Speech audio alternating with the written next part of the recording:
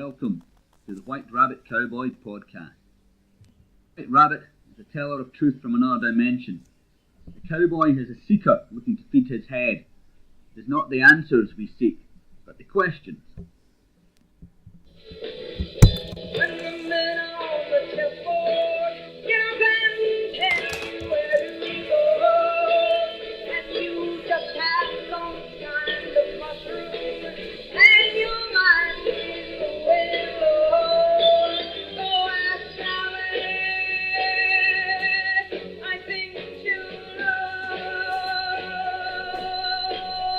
And logic and proportion have fallen sloppy dead, and the white knight is walking backward, and the red queen goes with her head.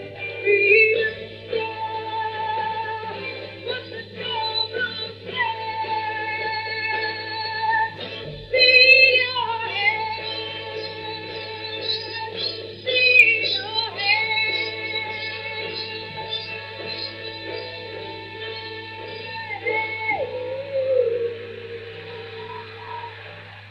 A very good day to you. I am a White Rabbit Cowboy and the host of the White Rabbit podcast. We are looking to speak to those of you who fly below the radar, but bear the scars of a life, have a story to tell, and most importantly, opinions to share about life, love, and Asia in particular. Guest today is Megan Inglis Davis. Okay, good evening. Welcome to the White Rabbit podcast. This evening we speak to Megan Inglis Davis, who started her life in New Zealand, who came to Hong Kong and Asia 23 years ago and has done basically everything from looking at her CV. But the most thing I'm most interested in is her ostrich farming days, and we're going to start with that this evening. So Megan, in your own words, ostrich farming. That is one of the areas that people often ask me about, but actually to understand a little bit about how I came to be farming ostriches in China means going back really to New Zealand, because my grandparents were sheep farmers in the Rangitikei in New Zealand, and in the weekends and holidays, of course, I grew up on my grandparents' sheep farm, my aunt and uncle's dairy farm, and I had a cow named after me actually when I was born. And so, I always grew up in a rural area, and when I was, I think around 16, in order to get a holiday job, I got a job working for a fencer, and my job was to, he would drill the posts, and I would follow him and put the wires on, and then he would strain the fences. So when somebody suggested to me that they were going to be importing ostriches into China from Zimbabwe, I didn't have a moment's hesitation. I just thought it would be terrific fun, and it was. I worked for a company called Big Bird Zimbabwe, and in those days Zimbabwe was having a lot of strife. Mugabe was Seen at that time, and she's been in for 30 years. So. Exactly. But things the wheels were really falling off for the Right. expatriates in Zimbabwe, and farmers who'd been very successful as tobacco farmers and as flour and growing flowers for the European flour market turned to ostriches as a way to export their money, really. And the interest from China grew in having ostrich farming. It was seen as they were very expensive at the time. I think about $2,000 a bird. So it was a good way for people who had farms in Zimbabwe to get their money out of Zimbabwe, if you like. So I worked for a company that had 5 joint venture farms. One of them was also hatching eggs, and we also did an emu project, believe it or not, in Hefei. Did you live up in China during this Yes, time? I started off in Hong Kong doing all their paperwork and arranging the air transport, the freight. We chartered aircraft from Afratair in those days. We would bring in crates of ostriches. How many at a time? From memory, I think we had about 8 ostriches in a crate. In a crate, and how many crates on a plane?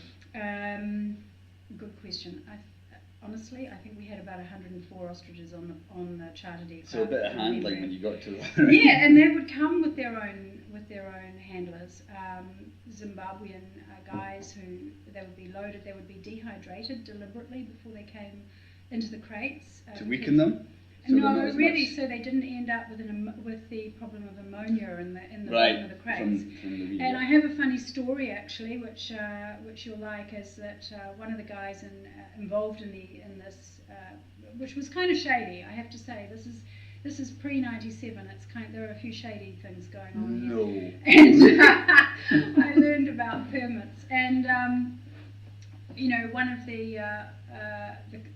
the things that we did, maybe it's a great story, but they owned one of the largest Bokhara carpets in Africa.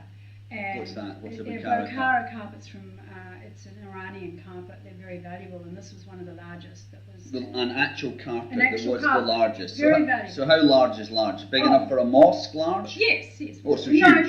no, a very large home, but Right. we're talking. In fact, if you have ever seen the movie Cry Freedom, the film was filmed on one of the farms that we exported ostriches from. Right. So this very large carpet was in this very large home, and it was impossible in those days to export a carpet like that. It was Okay. an antique and valuable.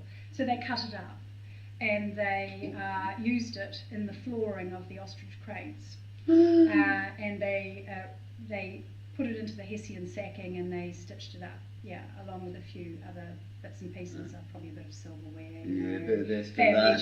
jewels, that kind of thing. Cool. And so they used to dehydrate the ostriches a little bit for the flight, and they would have to make a stopover in Colombo to refuel, and then they would arrive. We would have a team on the ground. I did all the paperwork and the importation and that kind of thing. I got to handle a few ostriches from a distance. Not too close. They're very dangerous. And then we. What do they do? Do they peck or do they kick or both? No, they kick, and in fact, an ostrich will cause severe damage. And I've seen somebody raked by an ostrich. It's not a pretty sight.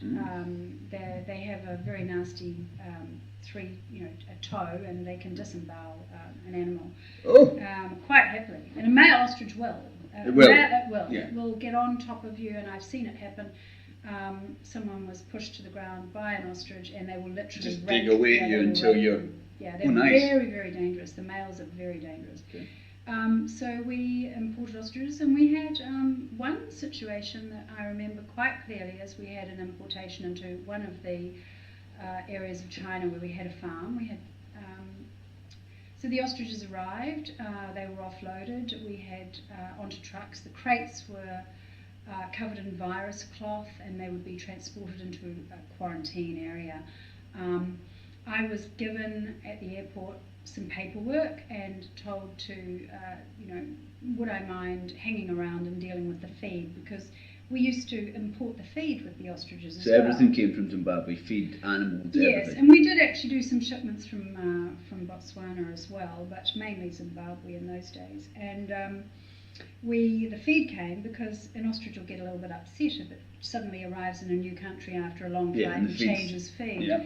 So we would integrate the feed into the new feed, and it's quite a as you can imagine, it's quite a process to plan in advance. And Yeah, they get stressed animals when you travel them in Very a new stressed, environment as well, so you've got to be exactly. careful with them. So they try to keep them all calm, but keep them on their own on their feed, and then they integrate the new feed. And I was standing waiting for the feed to be unloaded on one occasion, and everything ground to a halt. Lots of conversations going on around the back of the aeroplane, and it turned out that there were ivory tusks in the sacks of feed, and white girl standing on tarmac unloading bags of ostrich food with Looking at 10 to 20. ivory. Yeah. So I learned a lot about about a few things in a very short time. Right, yes. And that afternoon I left China, and that was the last that I... Oh, was that enough for you at that point? That was enough. I mean, Right. at that stage I had actually been up for about 48 hours because somebody thought it was a good idea to try out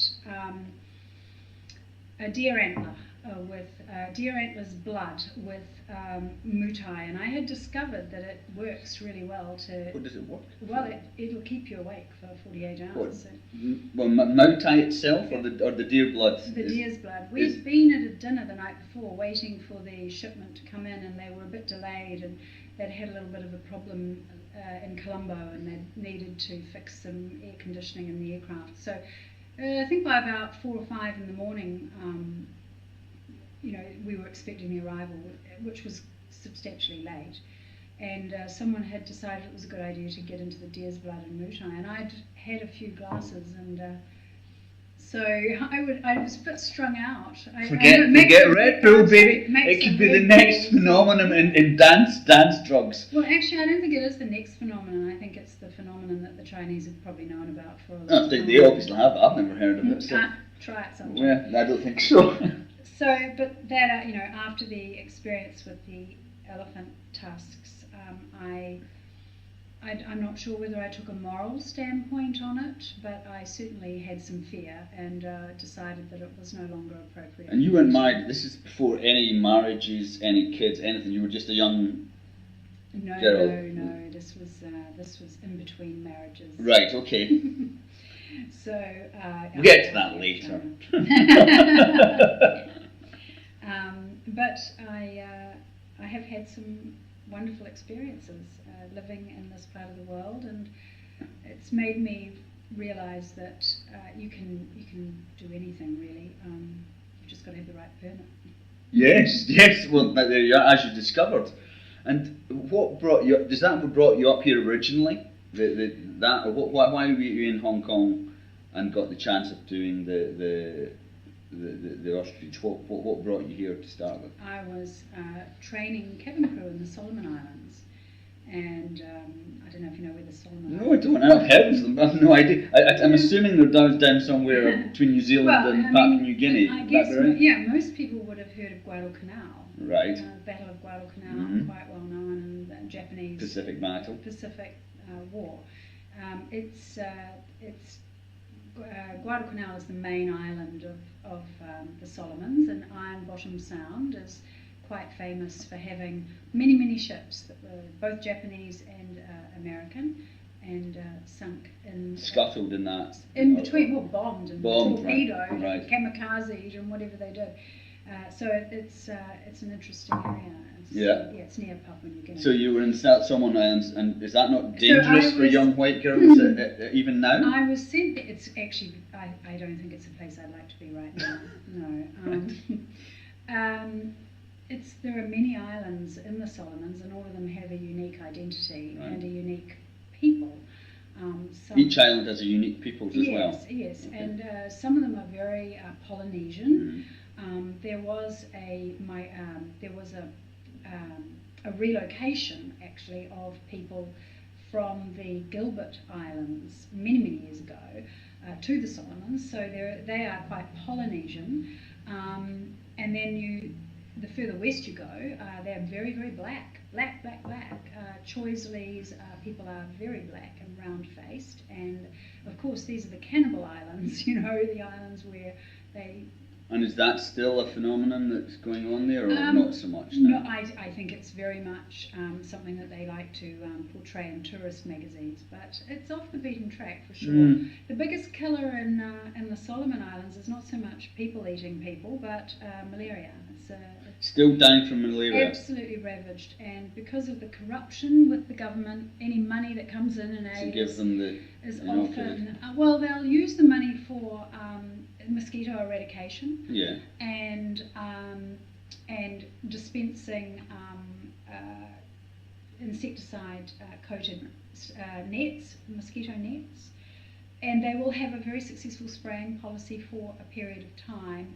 And then it appears that the mosquito population, the Anopheles, has kind of died down a bit, and the money will be diverted and sidelined, whatever.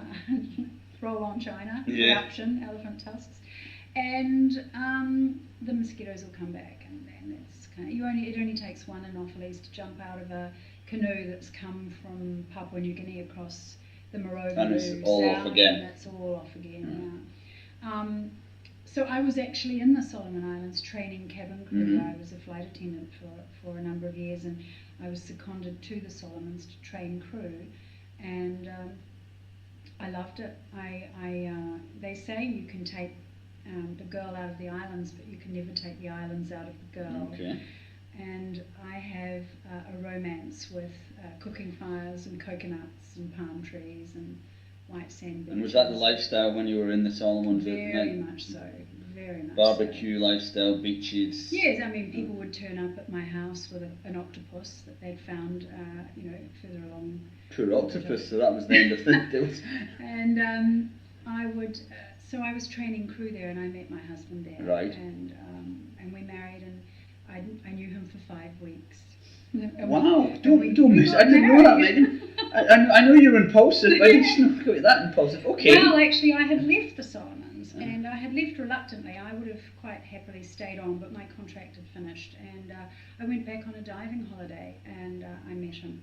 And so within 5 weeks, I had an excuse to go back, which it sounds a bit mercenary. But Not in the slightest. We all live in the modern world. We know how and it we works. did actually end up coming here because he got a job in Hong Kong. Right. And I cried buckets.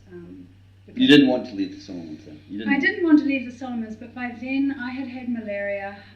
Oh, tell us about that. What does that feel like when you got malaria?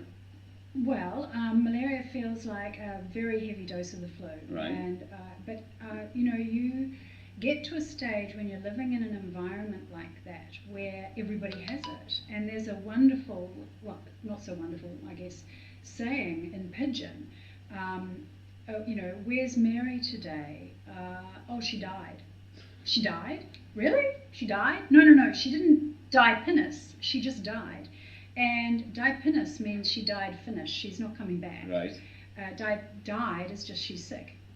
Fall over, can't get up, lie in your bed till you get better. Just swallow, a few chloroquine, And how long does it take to get better? Well, the problem is you can get better in about 3 days, but if you don't continue taking the medication, which in those days was chloroquine, and now you have huge amount of chloroquine resistance because people will get better and they think they're done, and the medication doesn't taste very nice. It can make So you the feel same sick. as all these medications all over Yeah, the there's world like now. antibiotic You don't resistance. finish your dose, and therefore it gives a chance. Right. So okay. chloroquine resistance was huge in the Solomons when I was there, and you can be very ill, and landmines and grenades and things. Oh. There's so much live Right. ordnance. Yeah, I'm sure lying about. Yeah, And in the Solomons, Yeah. they're digging it up. and all are the people time. still dying from walking on landmines? Yeah, they and really all are. of Yeah, them? there's a lot of Like of Laos or It'll you take. know. They say it'll take forever to Food, clean it yeah. up. It's a bit like Vietnam.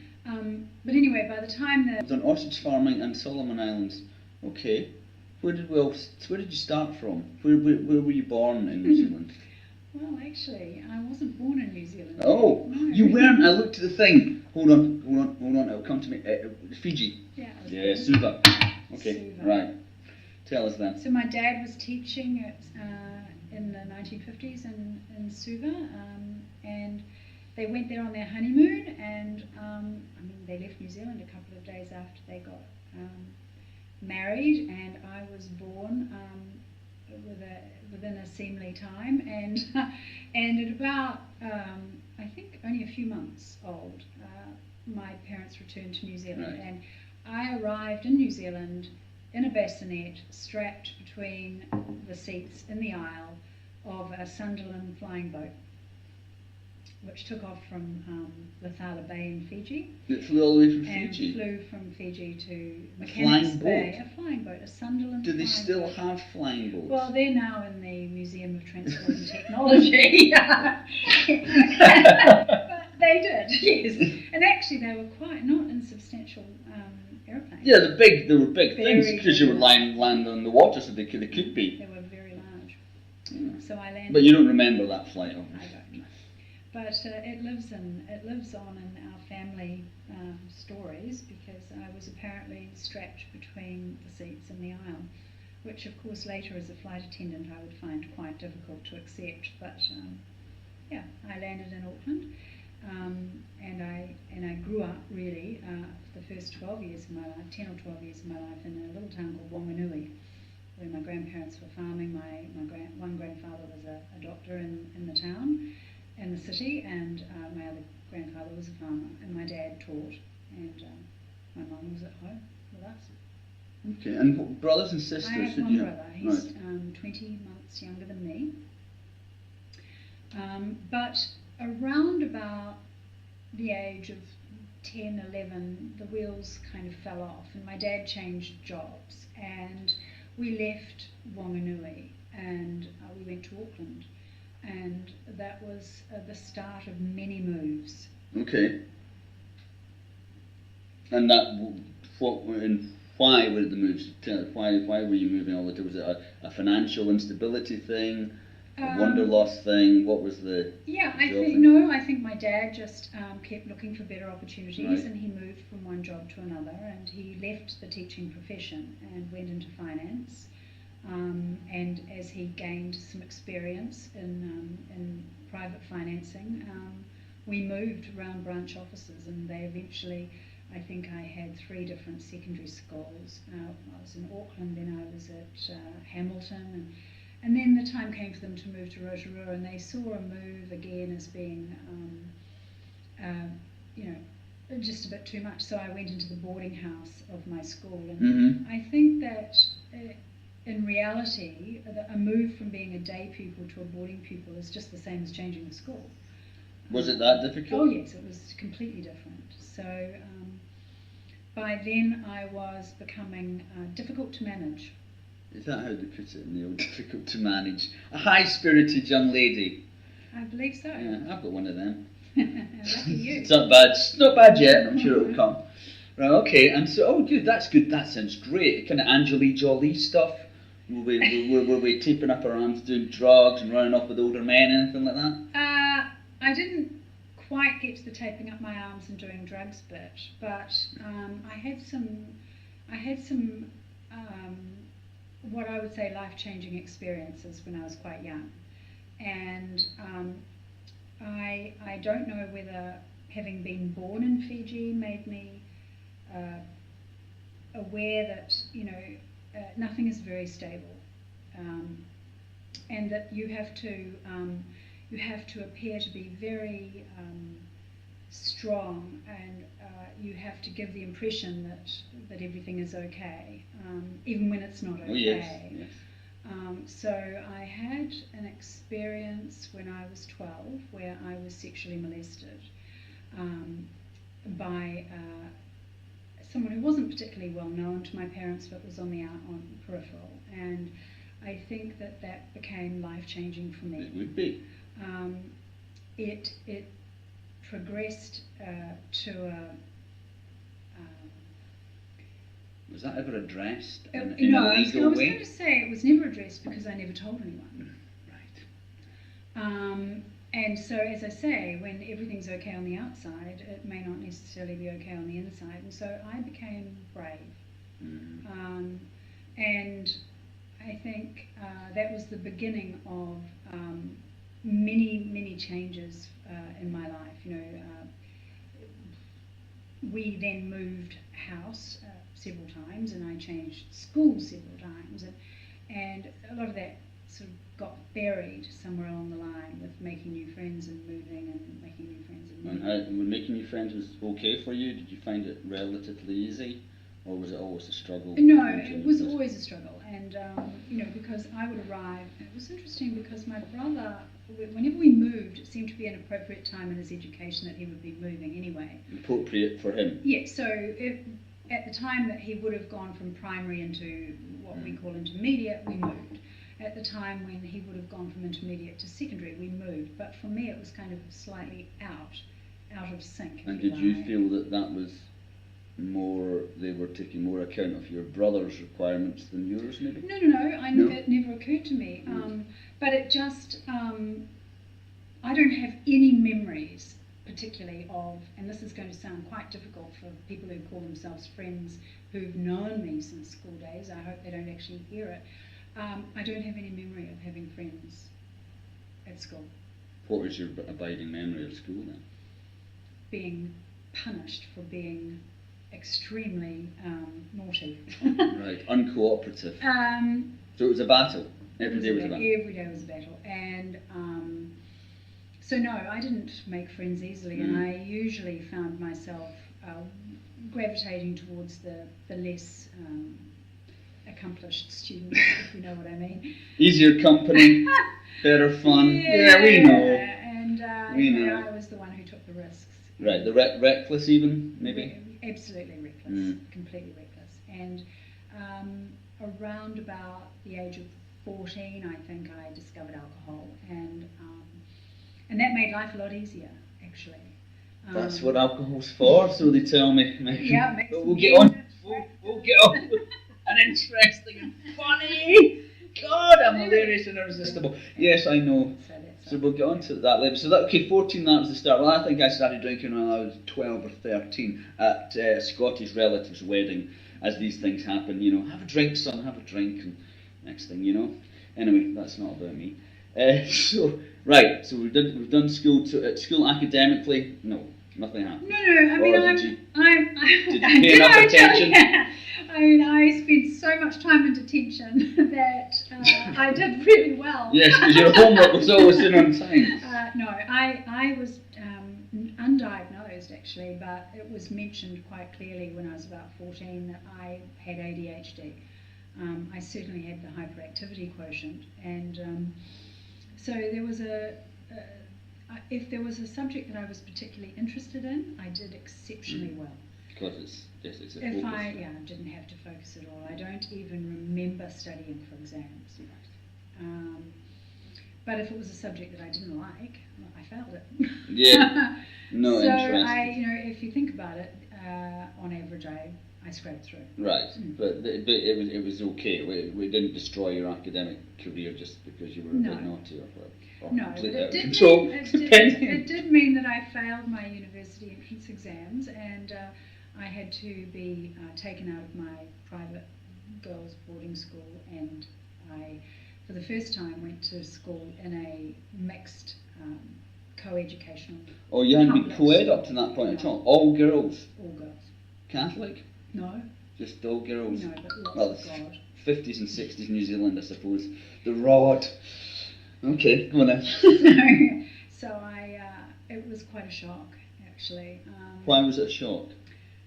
Well, What shocked you? Yeah. to be perfectly honest, my only experience of boys up till a reasonable time had been of being abused by an older man, and so I had a very skewed idea about relationships, what constituted dating, how to relate. I didn't have an older brother, so I didn't grow up with boys, and I didn't grow up with a male role model in terms of relationships. Well, New Zealand and Scotland in the 50s and 60s, there wouldn't be a lot of male role models anyway, you know?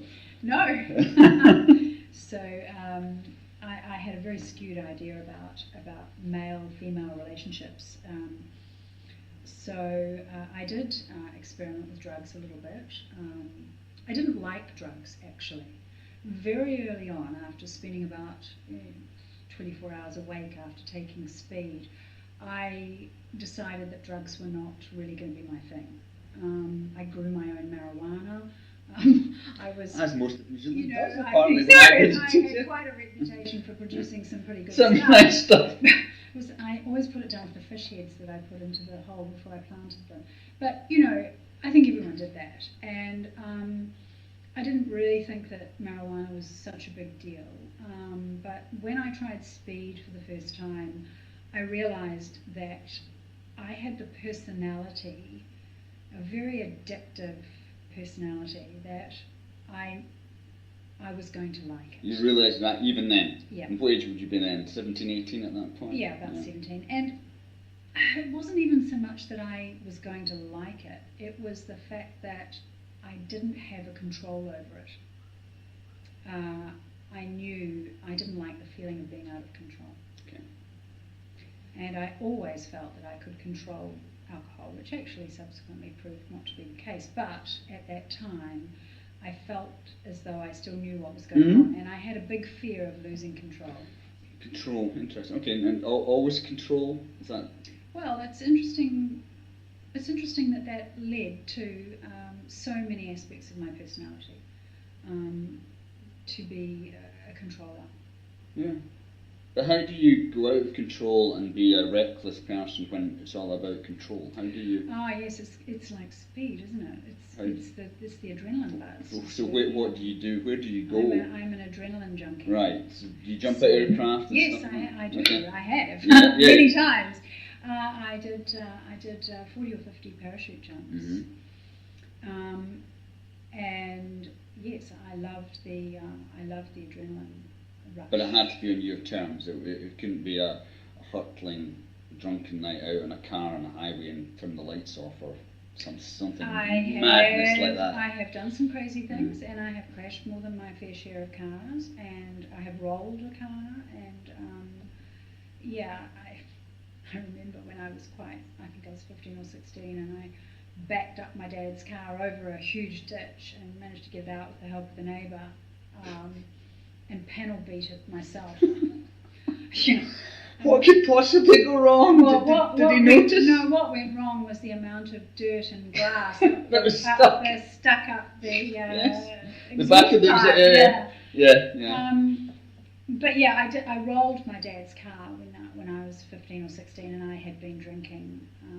Yeah, so you'd already been through that, so you decided the control side was. It's interesting, but the control and yet still the need to be. But actually, to be honest, I'm very grateful that I didn't get heavily into drugs, because I think when I came to Hong Kong, I would have ended up, really taking advantage of what is on offer in Hong Kong, which I am aware is out there. I'm sure you'll know with your current capacity and what you do, yeah. Yeah, I do. That's So, a fair idea. so I'm grateful. Yeah. I think I was spared. But having, I became very much a control freak in many ways, in relationships, and I suppose in many ways it was just an attempt to control fear. Yes, I'm sure. I mean, all these things come from some basic instinct or primal place. I mean, it's. But having been in a position of of having been abused and having developed this ability to control, I became quite fearless.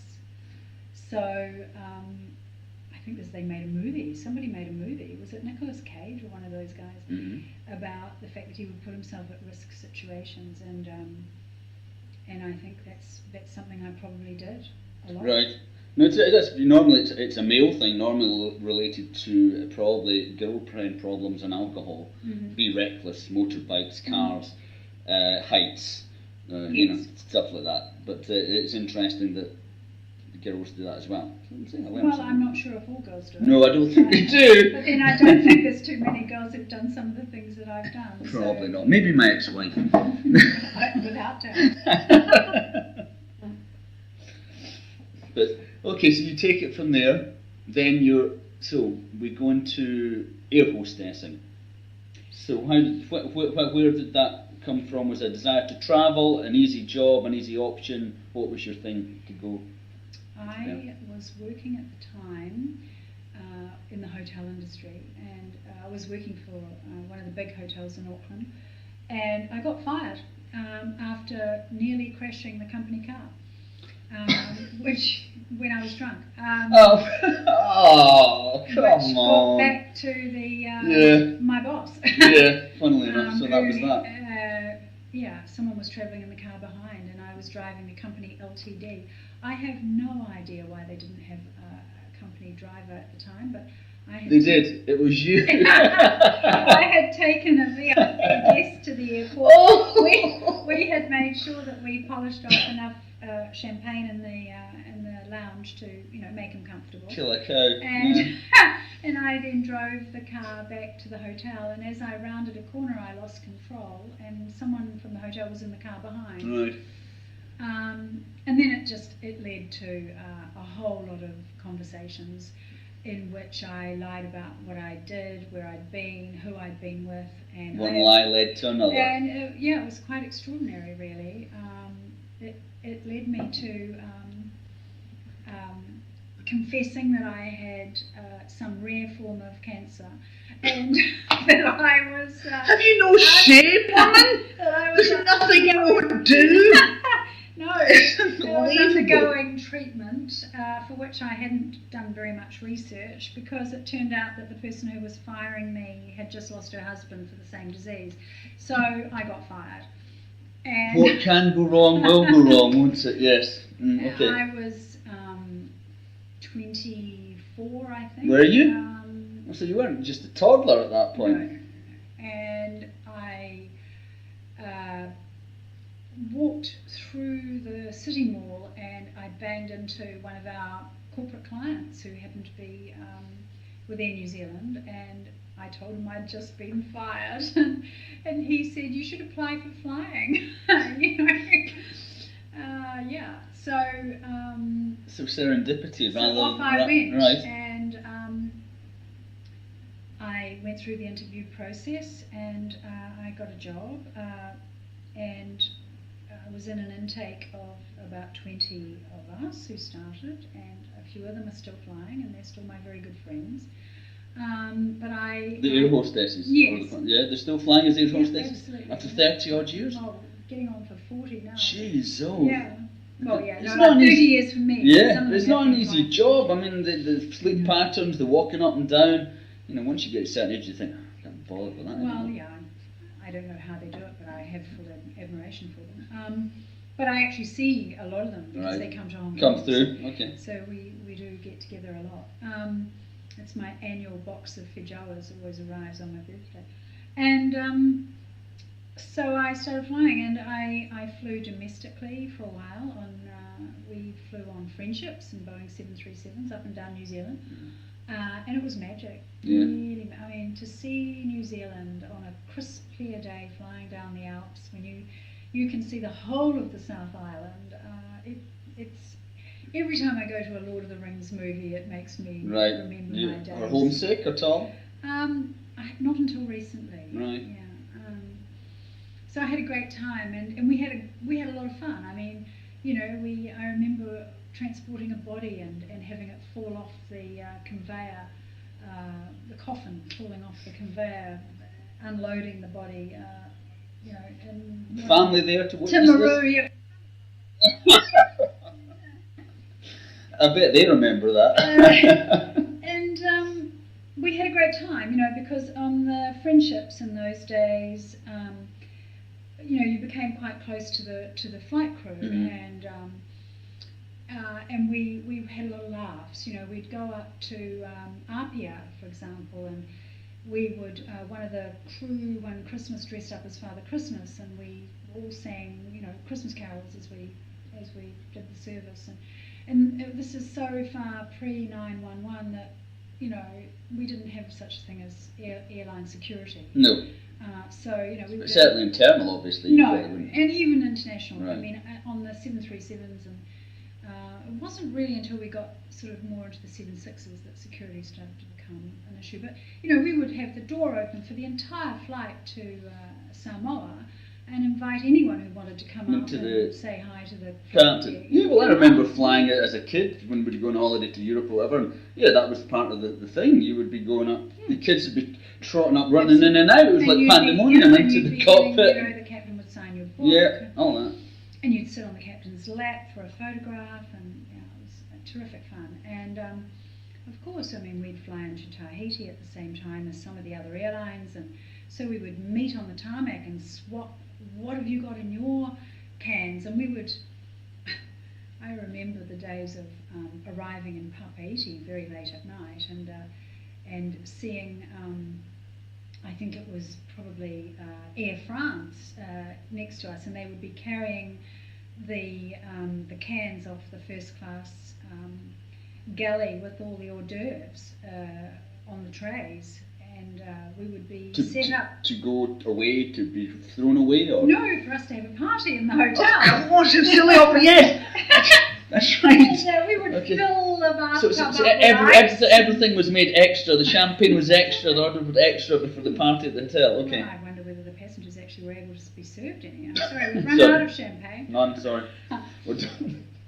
And like this is 30 years ago, so Yeah. those days are, thank God, long gone. And you can get a glass of champagne on an Air New Zealand flight in business class these days. It's not I wouldn't reserved. know. I never fly business class. I'm sure you can though. So we had a great time, and those were the days of flying around the islands and Fiji, Rarotonga, Apia, Tahiti. Where's Apia? Western Samoa. Right. And we would have 5 days off in places like Tokyo because Air New Zealand only had one flight a week. So we would fly. So you'd fly up there and then. Yes. So 5 days, and right? somebody would be waiting for you to take the aeroplane home again, and you'd get 5 days off. So same with London, and we would. All expenses paid when you're there? Oh yes, Or I mean like hotel? like all airlines. Yeah. We would arrive, and there would be a daily allowance, and Yeah. it would. And a decent hotel. A very good hotel. Yeah, and so, and so very we nice way to couldn't spend go 5 all the days. way through to London, but whenever you left New Zealand in the summer, you were always going to winter, And vice versa. and vice versa. So and in those days with not so many flights, I mean, Air New Zealand now has several flights a day to LA and. It's amazing how these, what's everybody doing that they didn't do before? Do we need to be travelling all over the place? Is it all holidays? Is it business? I mean, I don't know. Who's filling all these flights these days? I don't know. Well, I know that if business class is full, the rest of the aeroplane doesn't matter too much. But my understanding is that the Cathay flights out of Hong Kong even don't even need to have any passengers, and they pay for themselves because the value of the freight underneath the under the floor is fairly, I mean, you think about it, you've got fresh oysters and Right, yes, some that jet wonderful fresh stuff, jet yeah, all fresh. the time, yeah. So that costs money to fly. And it's that probably fli- more than your yield on an air. On And a, that on a flight, seat. that flies in passengers as well, and passenger flights as well. Do they Yes. take freight and passenger Yes, flights? yeah. I didn't know that. I thought freight was freight and passenger was passenger, but no, they take freight as well. So the passengers are an add-on. Well, I For wouldn't like to say exactly. But okay, they would say that. if you're paying £500 or £600 or $1,000 for a ticket, it's obviously not. It's Yeah. just maybe, yeah. Yeah. Okay. So but those were the days when you could. I studied for a degree while I was flying, Right. and I would because I had never. I didn't decide it was important to have an education until I was about 28, and then I realised that it would be advisable to go to university and get a degree, but by then it wasn't free. So Right.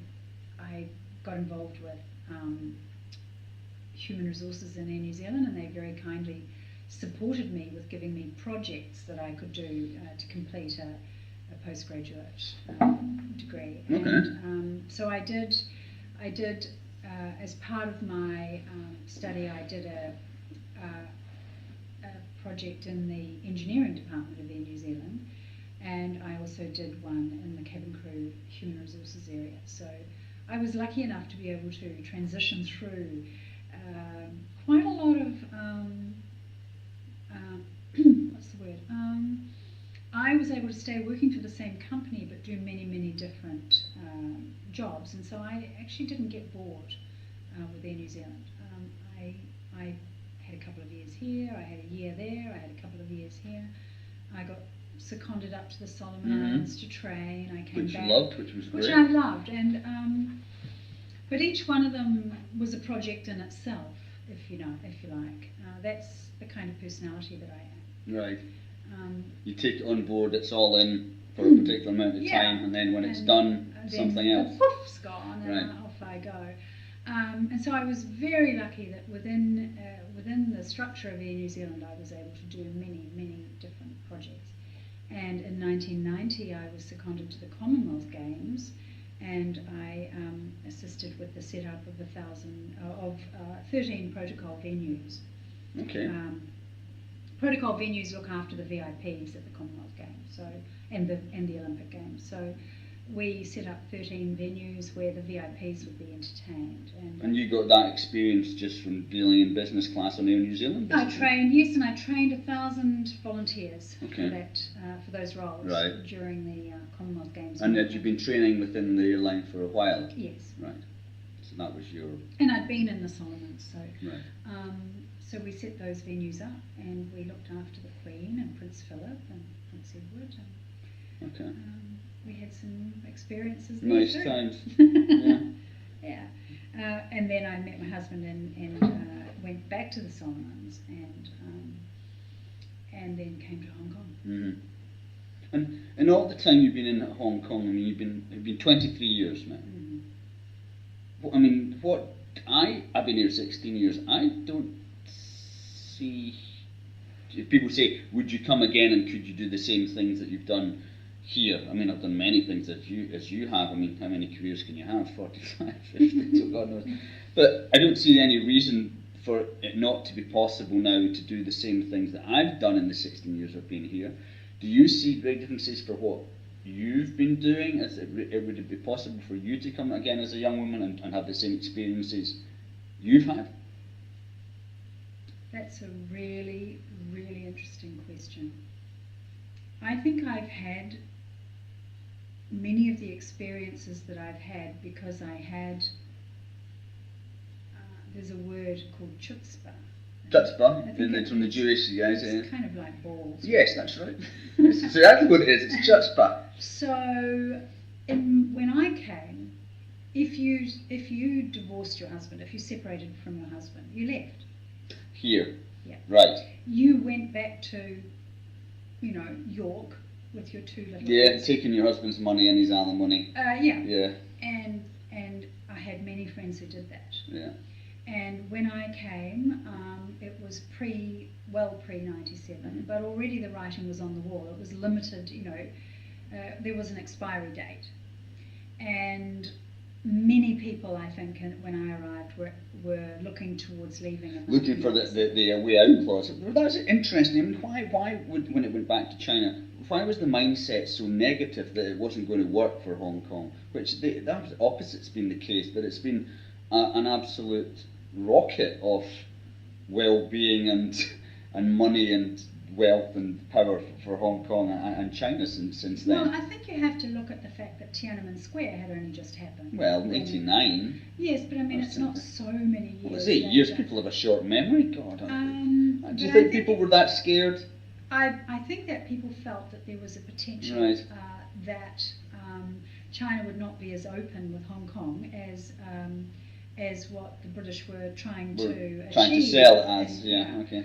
And in fact, you'll look at the number of people who got overseas passports during that time. Canada, wherever, yeah. Canadians and, Toronto, Vancouver's. Everybody was flying into Canada to get their and how many property in people, there. actually, I think at the time, I recall people were talking about shipping out artworks.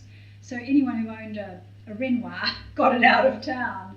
And, there was a definite feeling that one didn't know what was going to happen. I suppose that yes. And I remember being here when, in fact, I was in New Zealand when at the turn of the century, the 2000, and don't you remember the Millennium Bug? Yes, That which was- never really happened. Which never happened. Yeah. And I think that was something similar with the Chinese coming back into Right. Hong Kong. The PLA were just going to drive over the border and come And they down did. and enforce martial law. Yeah, they did. They but- did drive over. Well, they had to make a point. I would have done the same. With their tanks. Yeah, you're right. It's China, for God's sake. Exactly.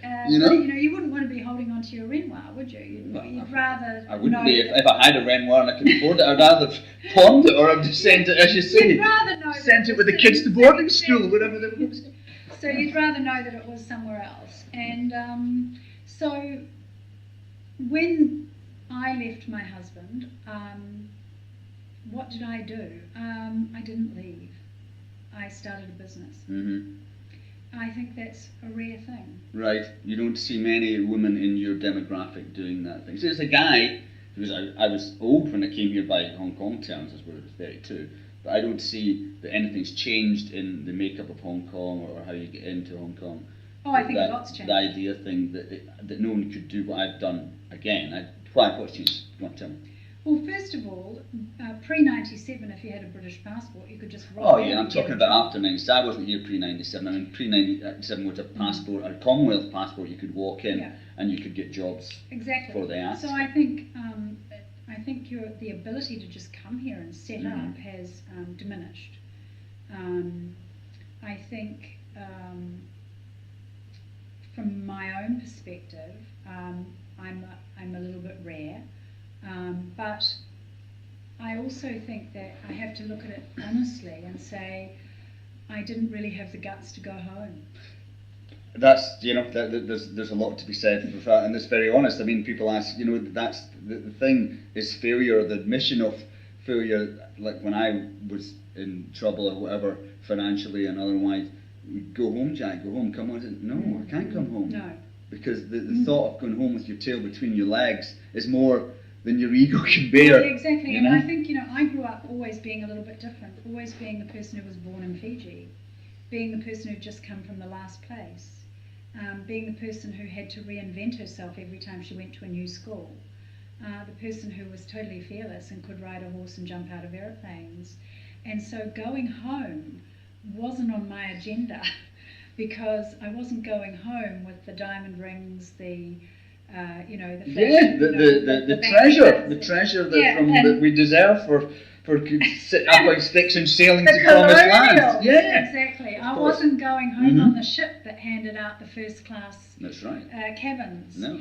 And I was going home with a second divorce under my skin because I don't know that I've ever told you, Jack, but I've actually been married 3 times. No, I was just about to ask you. No, Where did he come from? Yeah, there was a marriage somewhere in there in the dark days before flying and somewhere after school. Megan, Engel Davis, you're full of surprises all the You time. asked me to be fascinating. Oh, God. Fabulous as well, Oh, please. sorry, I missed And I fascinating. missed the We need the beat. fabulous as well. And actually, I watched Absolutely Fabulous the other day, and it just gave me so many laughs about these women who, run away and reinvent themselves. And The fabulous, the absolute fact is one of the few. I'm an old white male, so the few female comedy shows I can watch and actually wee my pants. It really is fabulous. They say there's the laughter of identification. I suppose so. Yeah, well, And I loved it because, reinventing myself in tropical places with big sun hats is kind of like what I do. What you do is you were born for that shit. And actually I asked a friend the other day, Jack's coming to interview me, what do I say? And she said, I said, what would you say at my funeral? And she said, fearless, resilient, and able to reinvent yourself. Yeah. To, not to lie, not to be dishonest, but to adapt. Yeah. Well, the reinvention's very important here in Hong Kong. I mean, and that's rare, I think. Yeah. You think so? Yes, I mean, I see it in many male sides. But I mean, a lot of my guys don't suppose they had to reinvent themselves. They maybe come with the job and they've maybe stuck to the job in different guises. We hear the saying, failed in London, try Hong Kong. Yeah, I don't believe that. No, I don't believe that either. No, I don't. I think you have to work bloody hard to make ends meet in Hong Kong. In the old days, you used to send the old black sheep out to Hong Kong.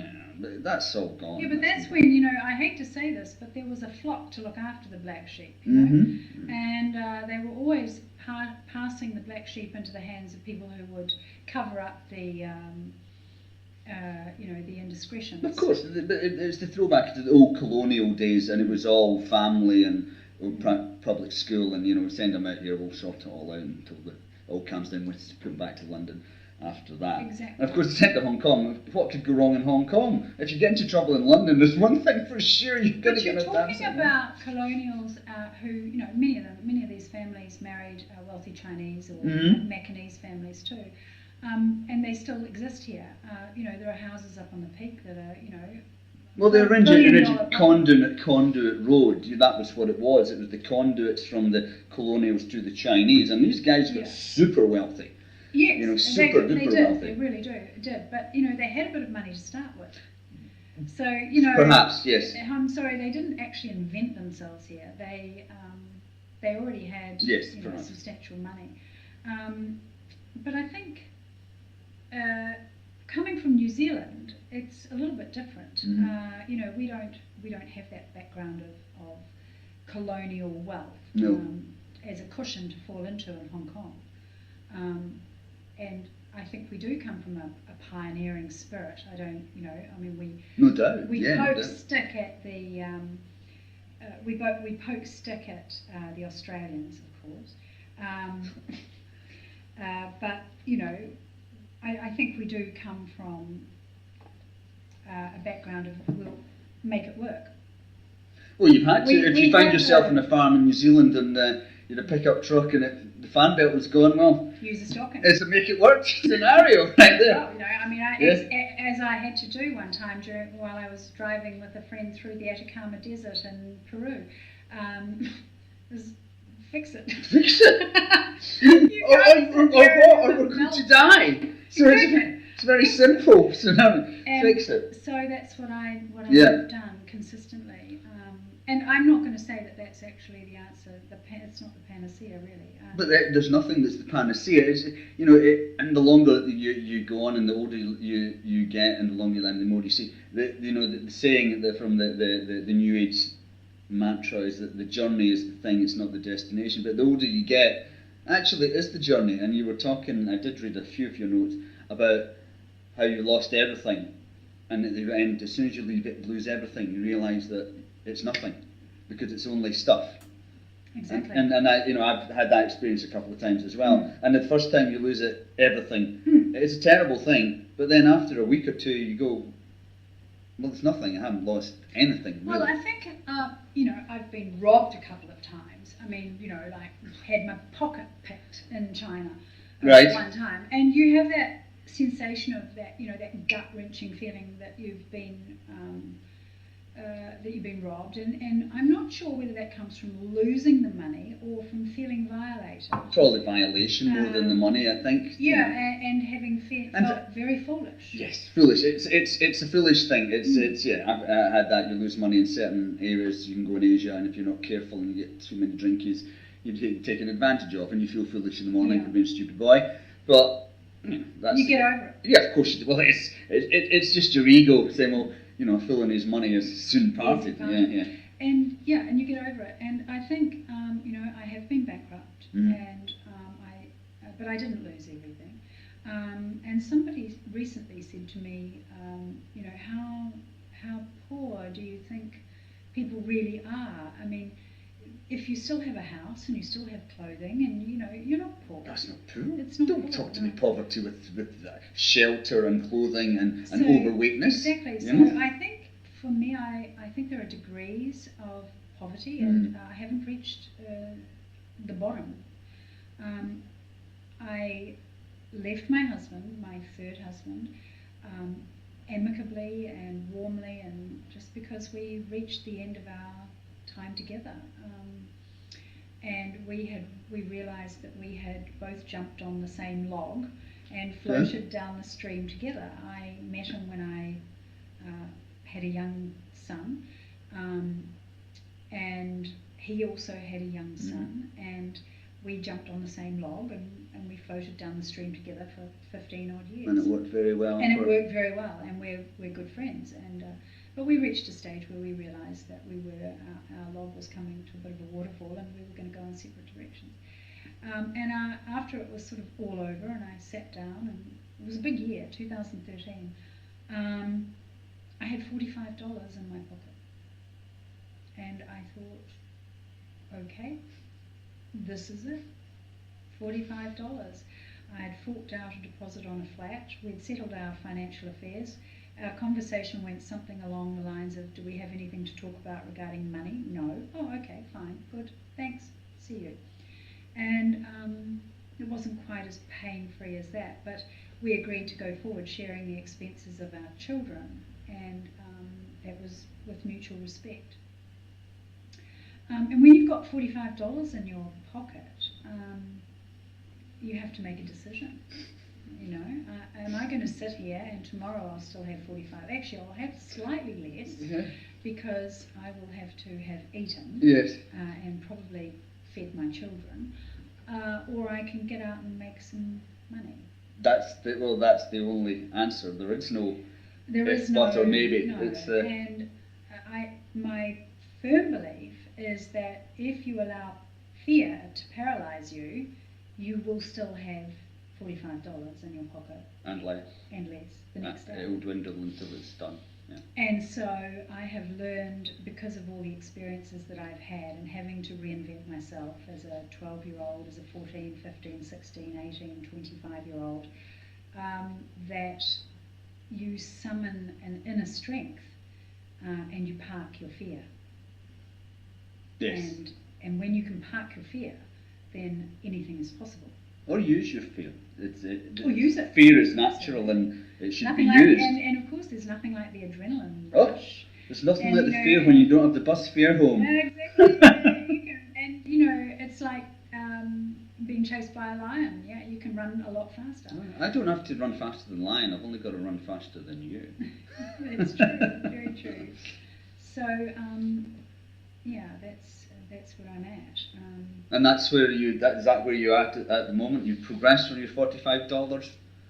I'm not much better off. Not far. Not far. But I have parked the fear, Right. and I am a person who is, as my friends have said, I'm extremely resilient and I'm extremely creative. And so I had a dream to create a business that was more.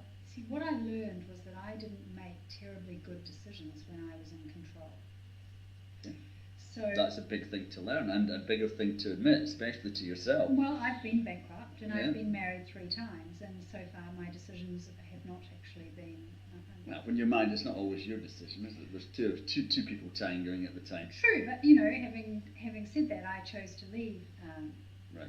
all 3 of my marriages, and maybe those decisions weren't necessarily the right things at the right time. So you know, I have had a degree of control over some of that.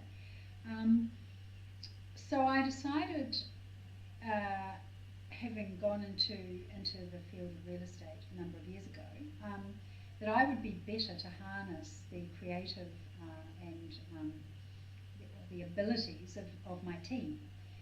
And in order to do that, I had to build a team. Mm-hmm. So I set about building a team. And to build a team, you have to have people to believe in what you believe in, and you have to all be pointing in the same direction. So where am I today? I'm in a business that is supported financially by an investor who believes, as I do, in what we're doing, and I have a team. There are 7 of us, and shortly to be joined by another one, and possibly another one after that, because people are starting to believe in what we believe in. And what do you believe in? We believe in that when you work hard, you should share in the benefit of that work. We believe we believe that the best business comes from people who you've done business with, and that the best kind of advertising is a good referral. Always, in anything. There's nothing like a mate telling you, yeah, give George a call, he's the guy, or Exactly. Megan. There's nothing beats that. And you are sitting in front of 4 whiteboards with all of them have, I think there's a lot of names on those boards, and every single one of them has come from a personal referral. There are 4 boards, and there are 5 of us on the 4 boards, and every single one of us has a different colour. I'm the black, and someone else is red, and someone else is green and blue, and there's another red there. And all of those people are people, their families looking for homes. They're not real estate transactions, they're people. And we believe that if we look after those people, then they will, first of all, make a transition into Hong Kong. Yes. That will benefit everybody. That is going to be, happy. I mean, happy wife, happy life, as they say. Or in our case, we actually tend to look after a lot of women executives. Right. Okay. So happy wife, happy husband and family. And we are building a business that we all believe in, and almost all of our decisions are taken as a team. So when we hire someone, it's a question of whether they have the right fit, whether they believe in what we believe in, and here comes all of the experiences that I've had since I was very, very young. Service in Air New Zealand, the importance of stability, the importance of making friends in a community. So when you arrive, are your children going to have the right connections? Will they easily fit in with sports teams? Mm-hmm.